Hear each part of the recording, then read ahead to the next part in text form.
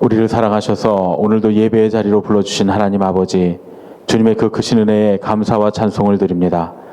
세상 가운데서 우리를 부르셔서 하나님 아버지의 가족이 되어 주님께서 원하시는 뜻대로 살라고 말씀하시니 주님의 말씀을 따라 살기를 소원합니다. 오늘 이 예배를 통해 우리가 아버지의 뜻을 알게 하시고 그 말씀대로 살기로 결단하게 하여 주시옵소서. 우리 삶이 온전한 목적지가 어디인지 깨닫게 하여 주시옵소서. 우리를 구원하신 예수 그리스도의 이름으로 간절히 기원합니다. 아멘. 여러분을 향해 베푸시는 주님의 용서의 말씀을 들으십시오. 여호와께서 이르시되 내가 내 모든 선한 것을 내 앞으로 지나가게 하고 여호와의 이름을 내 앞에서 선포하리라. 나는 은혜 베풀 자에게 은혜를 베풀고 긍휼히 여길 자에게 긍휼히 베푸느니라. 아멘. 오늘 우리에게 주신 하나님 말씀은 창세기 11장 27절로 32절 말씀입니다. 구약성경 창세기 11장 27절로 32절 말씀 찾으셨으면 우리 함께 한 목소리로 읽겠습니다. 데라의 족보는 이러하니라. 데라는 아브람과 나홀과 하란을 낳고 하란은 롯을 낳았으며 하란은 그 아비 데라보다 먼저 고향 갈대아인의 우르에서 죽었더라. 아브람과 나홀이 장가들었으니 아브람의 아내의 이름은 사레며 나홀의 아내의 이름은 밀가니 하란의 딸이요 하란은 밀가의 아버지이며 또 이스가의 아버지더라. 사레는 임신하지 못함으로 자식이 없었더라. 데라가 그 아들 아브람과 하란의 아들인 그의 손자 롯과 그의 며느리 아브람의 아내 사레를 데리고 갈대아인의 우르에서 떠나 가나안 땅으로 가고자 하더니 하란에 이르러 거기 거류하였으며 데라는 나이가 205세가 되어 하란에서 죽었더라. 아멘. 오늘부터 새로운 이제 설교 시리즈가 시작됩니다. 하나님의 손가락. 제가 이 풀 시리즈를 다 설교한 적은 없는데 지난번엔 이제 4번만 제가 설교를 했었는데 이번에 3월까지 제가 이 준비한 시리즈를 전부 다 설교를 하려고 합니다. 사실은 전부 다 하려면 19시간이 필요한데 그 19시간 동안 계속 같은 말씀을 여러분 지루하실 것 같아서 이번에 제가 특별히 2월과 3월 이제 8주로 제가 준비를 다시 재편성을 해서 했습니다. 원래 오늘 하는 설교도 2편짜리인데 한 편에 제가 좀 몰아서 축약해서 말씀을 좀 나누려고 합니다. 하나님의 손가락 이 설교 시리즈는 사실 설교로 시작하지 않고 처음에 강의로 시작을 했습니다. 하나님의 손가락이라고 하는 이 제목으로 처음 강의를 했을 때가 제가 기억이 납니다. 만나교회에서 청년들의 제자 훈련을 위해서 교재를 만들고 강의를 시작했는데 이제 강의를 들으러 오라고 신청을 하라고 신청을 받았더니 60세 넘으신 분들이 4분이나 들어오셨습니다. 청년들을 위한 제자 훈련인데 10명 제가 모집 딱 했는데 10명 중에 4분이 노인이시니까 이게 참 난감한 일이었습니다. 선착순으로 마감을 했기 때문에 오히려 정말 훈련을 받아야 될 청년들은 들어오지 못하는 그런 상황이 벌어지게 됐습니다. 게다가 그나마 6명의 청년 중에 1명은 우리 교회, 만나교회 청년도 아니고 2시간이나 걸려서 버스랑 지하철을 갈아타고 오는 다른 교회, 강북에 있는 다른 교회의 청년이었습니다. 모두 다 이게 공개 강의인 줄 알고 저희 그 강의 포스터가 홈페이지에 나가니까 공개 강의인 줄 알고 다들 그렇게 신청을 하신 거예요. 그런데 그러고 나니까 어떻게 합니까? 오신 분들을 가시라 그럴 수도 없고 또 멀리서 남의 교회에서 왔다고 우리 교회 청년들 제자 훈련을 위한 거니까 가라 그럴 수도 없고 그래서 첫 시간은 그냥 그렇게 시작을 했습니다. 그런데 여러분 참 희한합니다. 하나님께서는 우리의 실수도 선용하시는 그런 하나님이신 줄로 믿습니다. 강의를 한 회 한 회 해가는데 매회 강의를 해갈수록 은혜가 점점 깊어지는 겁니다. 어른들이 나눔을 하고 고백을 하면서 기성세대의 이야기들을 해주시니까 청년들이 점점 성숙해져 가고 또 청년들이 20대 초반에 20살짜리도 있었는데 20대 초반의 청년들이 자기들의 그 순수한 간증의 이야기를 할 때마다 놀랍게도 60대 넘으신 어르신들의 눈가가 촉촉하게 눈시울이 붉어지고 처져지는 겁니다. 12시간의 강의를 다 마치고 나서 함께 모여서 사진을 한 장 찍었습니다. 그 사진이 꼭 가족 사진 같습니다. 어른 세대들도 있고 청년들도 있고 그 사진을 보면서 제가 마태복음 12장의 예수님을 생각했습니다. 제가 아주 좋아하는 말씀이니까요. 누가 내 가족이냐? 누구든지 아버지의 뜻대로 하는 사람들이야말로 내 가족이다. 참 감사한 마음이 들었습니다. 하나님께서 이렇게 가족을 만들어 가시는구나. 그래서 그 다음부터는 애초에 청년들 절반, 어른들 절반 이렇게 훈련할 분들을 모집해서 훈련을 했던 기억이 납니다. 이 다양한 연령의 신앙인들이 함께 모여서 서로의 삶과 신앙을 나누고 공유할 수 있다고 하는 게 굉장히 큰 특권입니다.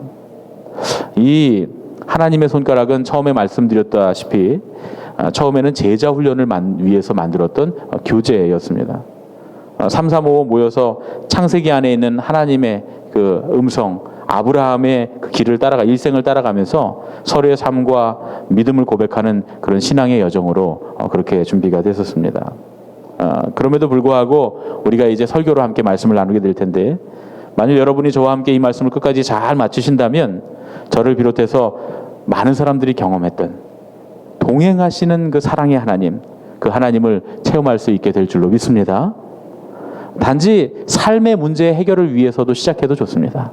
내 삶에 지금 이런 문제들이 있는데 해답을 얻었으면 좋겠다. 또 내가 이런 문제들을 고민하고 있는데 어떤 방향을 잡을 수 있었으면 좋겠다. 그런 고민도 좋습니다. 물론 하나님을 더 가까이 알고 싶다 하는 그런 구도자의 마음으로 여러분들이 시작하셔도 좋겠습니다. 다만 이 말씀을 함께 나누실 때는 상상력을 최대한 동원하셔야 됩니다. 제가 이 말씀을 하는 동안에 특별히 예화를 한다거나 혹은 말씀의 영상을 보여드린다거나 혹은 지도를 보여드린다거나 그런 일을 하지 않을 겁니다. 여러분의 머릿속에 이제 아브라함이 되어서 아브라함이 걸어가는 길을 함께 상상하면서 최대한 마음을 활짝 열고서 이 여정에 함께 동행하셨으면 좋겠습니다. 왜냐하면 이 말씀들을 듣다 보면 나누다 보면 여러분들이 평생 신앙생활 하셔서도 처음 듣는 이야기들이 들어있습니다.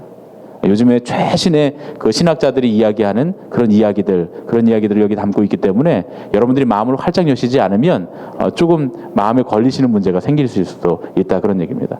그 이야기는 오늘부터 시작이 됩니다. 그렇게만 여러분들이 잘 쫓아와 주신다면 이 말씀을 다 마칠 때쯤이면 여러분의 인생의 모든 문제가 다 해결되는 역사가, 그리고 그 모든 문제를 다 해결하고도 남을 만한 그런 결론에 이르는 역사가 있게 될 줄로 믿습니다. 여러분 그렇게 믿고 시작하겠습니다. 여러분 혹시 차를 타고 계단 내려와 보신 적 있으십니까? 없으시죠? 저는 있습니다. 제 친구 중에 유명한 모 권사님의 아들 모승원이라고 하는 목사님이 있습니다. 여러분 아시는 분들도 계시죠? 제가 그 옆에 차를 타고 있다가 순식간에 일어난 일인데, 목양교회에서 집회를 하고 돌아오다가 순식간에 계단을 내려왔습니다. 제가 여기 안 돼, 여기 계단이야. 그 말이 끝나자마자 덜컹덜컹 하면서 차를 타고 계단을 내려왔던 기억이 납니다. 그리고 나서는 웃음이 터져서 한참 동안 거기 한 10여 분 동안 거기 앉아서 둘이 깔깔대고 웃으면서 서로를 쳐다봤던 그런 기억이 납니다. 알고 보니까 제 친구이지만 이 이승원 목사님이 굉장히 지독한 길치였던 겁니다. 굉장히 똑똑한 친구인데 저한테 그렇게 얘기하더라고요. 내비게이션이 현대과학기술이 내게 준 최고의 선물이다, 이렇게 이야기를 합니다. 그러면서 이제 그 길치 이야기를 하길래 제가 여러 가지 길치 이야기들을 들려줬는데 서로 길치 얘기를 하다가 한참 웃었습니다. 이 세상에는 길치들이 참 많습니다. 내비게이션을 보면서 쫓아가기만 해도 길치는 아닙니다. 진짜 길치는 아니죠. 어떤 고등학생 얘기를 들었는데 강당 가는 길을 못 찾아서, 자기 학교에 강당 가는 길을 못 찾아서 조회에 결석해서 선생님한테 혼났다 그러는 그런 학생도 있었습니다. 또 어떤 청년은 자기 집 앞에 슈퍼에 갔다 5분이면 가는 슈퍼인데 5분에 갔다가 돌아오는 길을 못 찾아서 30분 만에 집에 돌아왔다 그러는 그런 청년도 있었습니다. 이 길치들은요, 갔던 길을 되돌아오는 게 불가능하고요. 심지어 운전면허 시험하다가 옆에 그 감독관이 있잖아요. 감독관을 태우고 다른 길로 가서 그래서 한참 동안 돌다가 간신히 운전면허 시험장을 찾아오는 그런 얘기도 수두룩합니다. 그래서 면허 시험 떨어졌다, 뭐 이런 얘기도 있죠. 근데 우리가 이런 얘기를 들으면 참 웃음이 납니다. 미소가 지어지는데 우리는 웃지만 당사자들은 얼마나 괴롭겠습니까? 길을 잘못 들어섰다라고 하는 게 때로는 그냥 웃을 수 없는, 웃지 못할 이야기가 될 수도 있다, 그런 이야기입니다. 우리가 함께 오늘 살펴볼 창세기 12장 1절부터 9절까지의 말씀, 그리고 그리고 이 창세기 12장에 우리가 오늘 읽은 본문의 말씀, 이 두 가지의 말씀은 바로 그런 길찾기에 관한 그런 이야기입니다. 저는 이걸 길찾기에 관한 이야기다 이렇게 이야기합니다. 성경에 기록된 아브라함이 태어난 곳은 바빌로니아의 땅 우르라고 하는 도시입니다. 아직은 이름이 아브라함이 아니고 아브람입니다. 사라는 아직 사라가 아니고 사레입니다. 제가 그래서 아브라함이 아브라함이 되고 사레가 사라가 될 때까지는 원래 전의 이름을 쓰겠습니다. 지금은 이제 아브라함을 얘기하는 겁니다. 아브라함이 원래 태어난 곳은 바벨로니아 땅 우르라고 하는 갈대아 우르라고 하는 그런 도시였습니다. 그러나 그가 하나님의 명령을 따라서 나선 것은 하란이라고 그렇게 신약 성경에 기록이 되어 있습니다. 그리고 이제 하나님께서 지시하시는 땅, 그곳은 가나안 땅입니다. 여러분이 지도를 놓고 보면 여기 갈대아 우르가 있고 이쪽에 하란이 있고 그 이제 아래에 여러분들 잘 아시는 가나안 땅, 이쪽에 지중해가 있는 겁니다. 여러분 이제 그 머리로 그리시면서 따라오시면 됩니다. 아브라함이 갈대아 우르에서 태어나서 처음으로 낯선 땅 가나안을 향한 여정을 떠납니다. 지도상으로 보면 이제 하나님께서 부르신 이 하란에서 다메섹을 거쳐서 가나안 땅까지 가는데 약 천리길이 됩니다. 그런데 오늘 우리가 읽은 5절의 말씀을 보니까 떠나자마자 도착했다는 그런 느낌이 듭니다. 참 제가 여러분 오늘 이 창세기 12장 1절부터 9절까지의 말씀을 안 읽었습니다. 본문이 너무 길어서 앞에 있는 그 족보의 부분만 제가 먼저 읽어드렸는데 이제 창세기 12장 1절부터 9절을 보시면서 저를 따라오시면 좋겠습니다. 아브라함이 그 5절의 말씀을 보면 떠나자마자 도착한 것처럼 그렇게 기록이 되어 있습니다. 이 말씀을 통해서 우리가 아브라함이 얼마나 급하게 이 여행을 서둘렀는가 그걸 알 수가 있습니다. 그런 이유로 성경은 여행의 아주 긴 천리길이나 되는 과정을 단 한 구절로 요약을 해놓고 있습니다. 그런데 오늘 우리가 말씀 가운데 아브라함을 보면서 혹시 길치가 아니었을까 하는 그런 의문을 갖게 됩니다. 아브라함이 살던 시대의 사람들은 하란에서 가나안까지 내려오려면 지중해에 있는 해변을 끼고서 이집트로 가는 해변길을 이용했습니다. 이 길은 아주 유명한 상업도로입니다. 상인들이 만들어 놓은. 또 그 길이 아니면 아라비아 사막으로 통과하는 왕의 대로라고 하는 그런 아주 유명한 길이 있었습니다. 킹스로드라고 하는. 이 길도 아주 유명한 군사 도로였습니다. 이 두 길은 아주 잘 닦여진 도로입니다. 그 당시에 우리 말로 하면 지금 8차선 고속도로 정도 되는 그런 좋은 길이었습니다. 넓은 길이었고요. 고대로부터 낙타 상인들이 주로 이용하던 그런 길이었습니다. 그런데 이 큰 두 길의 주변에는 아주 여행자를 위한 시설들도 많이 마련되어 있고 그런 이유로 여행자들이 여행하기엔 아주 최적의 길이었음에도 불구하고 아브라함은 이 길을 따라서 내려오지 않습니다. 아브라함은 하란에서 곧장 세겜으로 또 다시 내려가서 베델로 직선 거리를 선택하는 걸 볼 수가 있습니다. 지도상으로 보면 거기가 짧은 직선 거리지만 사실은 이 지역은 굉장히 험한 산지고 샛길로 만들어져 있습니다. 당시 이곳에 난 길은 길이라고도 할 수 없는 그런 아주 험한 길이었다는 거예요. 학자들에 의하면. 낙타나 나귀를 타고 갈 수 있는 길이 아니라 오히려 걸어서 가야 되고 낙타나 나귀를 심지어 끌고 가야 되는 그런 길이었다. 이렇게 학자들이 이야기를 합니다. 아브라함은 메소포타미아에서 지금 가나안으로 가니까 이 길을 잘 모르는 그런 길치였던 걸까요? 정말 길을 몰라서 아브라함이 지금 이렇게 내려오고 있는 걸까 하는 게 오늘 우리의 질문입니다. 아브라함의 이런 행로를 우리가 이해하려면 아브라함의 가족사를 좀 알아야 됩니다. 아브라함은 불행한 사람이었습니다. 아브라함의 아버지는 데라라고 오늘 우리가 말씀 가운데 읽었는데 데라였는데 이 데라는 직업이 갈대아 우르에서 신상을 조각해서 살던 신상을 조각하는 지금 말로 하면 불상을 깎는 그런 사람이었습니다. 데라에게는 세 아들이 있었는데 아브라함과 나홀과 하란이라고 하는 삼형제의 아들이 있었습니다. 우상을 조각해 팔면서 부유하게는 살았던 것 같아요. 가축도 많고 돈도 많이 번 것 같습니다. 그런데 부유하게는 살았는지 몰라도 이 가정이 굉장히 불행한 가정이었습니다. 창세기 11장 26절부터 32절의 말씀을 보면 데라는 70세에 아브라함과 나홀과 하란을 낳았더라. 데라의 족보는 이러하니라. 데라는 아브라함과 나홀과 하란을 낳고 하란은 롯을 낳았으며 하라는 그 아비 데라보다 먼저 고향 갈대아인의 우르에서 죽었더라. 여러분, 이 말씀에서 추리해 보건대 데라의 막내 아들인 하란이 어느 날 밖에서 아들을 낳아옵니다. 지금 형들도 아무도 애가 없는데 혼자 롯이라고 하는 아들을 낳았어요.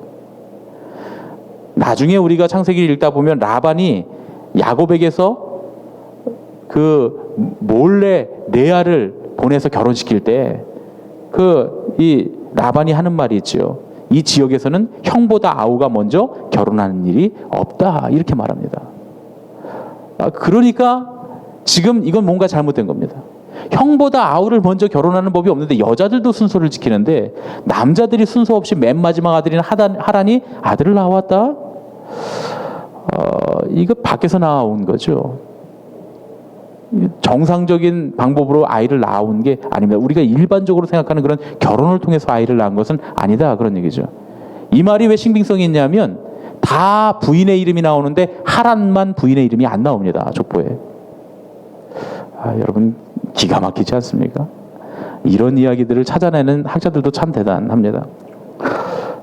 그런데 한술 더 떠서 이 하란이 아버지인 데라보다 먼저 죽었습니다. 히브리 성경 원문을 보면 하란은 그 아버지 데라의 면전에서 죽었다, 이렇게 기록되어 있습니다. 그러니까 어떤 이유인지는 몰라도 하란은 아버지가 보는 앞에서 죽었던 불효자였다, 그런 얘기입니다. 하란의 이 천둥 벌거숭이 같은 그런 인생과 아이를 낳아오는 과정과 죽는 그 과정을 통해서 데라가 큰 충격을 받았던 모양입니다. 그래서 마음이 급해졌습니다. 남은 두 아들, 두 형을 빨리 장가를 보냅니다. 얼마나 장가를 보내기가 급했는지 첫째 아들인 아브라함은 남의 색시를 데려오는 게 아니라 자기 딸하고 결혼을 시켰습니다. 아브라함과 사레가 서로 이복 형제인 거 여러분 다 아시죠? 예. 오죽하면 아브라함에게 색시가 없으면 자기 딸하고 결혼을 시켰다. 얼마나 마음이 급하고 아브라함이 변변치 못했으면 그렇게 했을까 하는 거죠. 그런데 이게 웬일입니까? 그렇게 급하게 결혼을 시켰는데 장남인 아브라함이 아이를 못 낳는 거예요. 고대 근동 사람들은 자녀를 통해서 영원히 산다라고 하는 의식이 있었습니다. 지금은 딩크족이라 해서 아이를 아예 평생 낳지 않겠다, 그렇게 생각하고 사는 사람들도 있습니다. 그런데 이것이 다 일반화되고 아무렇지도 않은 그런 시대가 됐지만 이 고대 근동 사회는 그렇지 않았습니다. 고대 근동 사회에서는 자기가 자녀를 통해서 오래 영원히 산다라고 하는 그런 의식이 있었기 때문에 자식을 못 낳는 것은 저주라고 하는 그런 의식이 있었습니다. 그러면 이제 데라의 가정을 한번 보십시오. 막내 아들은 망나니에 아버지 앞에서 죽은 아주 못된 아들인데다 큰 아들은 결혼을 시켰는데 자녀를 못 낳는 저주를 받았습니다. 지금 같으면 이런 말 하는 것이 상식이 아니지만 그 당시에 사람들이 얼마나 수군댔겠냔 말이에요. 그리고 사람들이 손가락질하면서 저 집은 저주받은 가정이단 말이죠. 주변에서 뭐라고 말 안 해도 그 당시의 상황에서 보면 수치스러워서 살 수가 없는 그런 상황이었다, 이렇게 생각할 수 있습니다. 그런데 이런 아픔 중에 아브라함이 하나님의 음성을 듣습니다. 그 얘기를 아버지인 데라도 들었겠지요. 아들의 말도 있고 더 이상은 이 동네에서 부끄러워서 살 수 없으니까 데라가 그 식구들을 다 데리고서 갈대아 우르를 떠나서 하란으로 오늘 이사를 합니다. 아브라함과 함께 데라도 가나안까지 더 갔으면 좋았겠지만 데라는 그냥 그곳에 머물렀다 그래요. 그리고 그곳에서 죽었습니다. 하란은 갈대아 우르처럼 이 풍요의 상징인 달을 섬기는 큰 도시였습니다. 여러분 막내 아들 하란과 이 도시 하란은 다릅니다. 도시 하란은 하란이고 막내 아들 하란은 카란입니다. 정확히 말씀드리면 철저 스펠링이 다릅니다. 그런데 이 데라가 이사한 이 하란이 갈대아 우르와 같은 종교인 도시였던 거예요. 같은 신을 섬기는, 달을 섬기는. 그런데 갈대아 우르에서 굉장히 인정받는 대단한 우상 조각가였던 데라가 하란으로 왔습니다. 지금 우리말로 하면 서울에 살던 대단한 미술가가 철원에 내려왔다는 거예요. 조각가가. 그러니 이 사람들이 달의 우상을 할 때, 만들러 갈 때 어디로 가겠습니까? 그 불상, 우리 말로 하면 불상을 조각하러 갈 때 그냥 여기 동네에서 하는 동네 조각가에 가겠습니까? 아니면 서울에서 아주 유명한 전문 조각가에게 가겠습니까? 당연한 거죠. 같은 값이면 잘하는 사람한테. 데라는 하란이 너무 좋았던 거예요. 그래서 더 이상 가지 않습니다. 여러분 생각해 보세요. 막내 아들이 천둥벌거숭이었는지 어쩐지 아무도 모릅니다. 아무도 몰라요. 아주 전혀 다른 도시로 다른 나라로 이사를 왔으니까요. 이민을 와버렸는데요. 거기다가 아브라함과 롯이 늘 아버지와 아들처럼 같이 다닙니다. 사람들이 다 아버지와 아들이라고 착각했습니다. 심지어 아브라함도 롯에 대해서 내 후계자, 상속자라고 그렇게 생각을 했습니다. 그리고 롯을 늘 데리고 다녔잖아요. 사람들이 볼 때는 아버지와 아들이구나. 이 아브라함의 가정에 아들이 없다고 하는 생각조차 아무도 하지 않습니다. 얼마나 좋습니까? 그래서 데라는 거기에 그냥 머물고 맙니다.